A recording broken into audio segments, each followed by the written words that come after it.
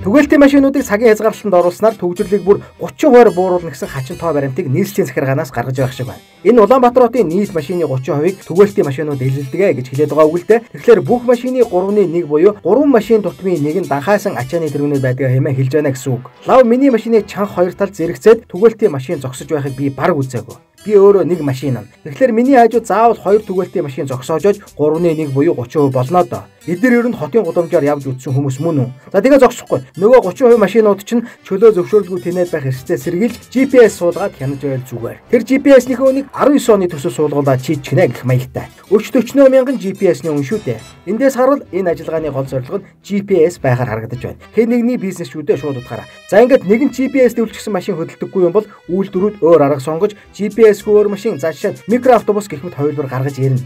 Энэ бүгдээс харуул үр дүн гарахгүй төгжрөл хэвээрээ үлдэнэ. Өнөөдрийн төгжрөлийн цөм хамгийн том шалтгаан нь сургууль цэцэрлэгийн насны хүүхдүүдэд хөргөж өгч буй хувьдаа машинтай иргэдгэдгийг бид бүгд мэднэ. Баг дунд сургуулиуд амархаар л хот сэлгээд явчихдаг шүү дээ. Төгжрөлийн цөм нь ердөө л энэ. Дээрээс нь оюутнуудыг дагаж ирсэн хүмүүс. Тэгэхээр энэ асуудлыг л хамгийн түрүүнд шийдэх хэрэгтэй байгаа юм. Хувийн сургуулиудыг заавал автобустай болгох ёстой. Харин тэр автобус үйлчилгээнд нь дэмжлэг үзүүлбэл тун зохистой арга бол. За жишээ нь энэ автобус өглөө бүр энэ байран дээр 2 хүүхэд аваад хөдөлдөг.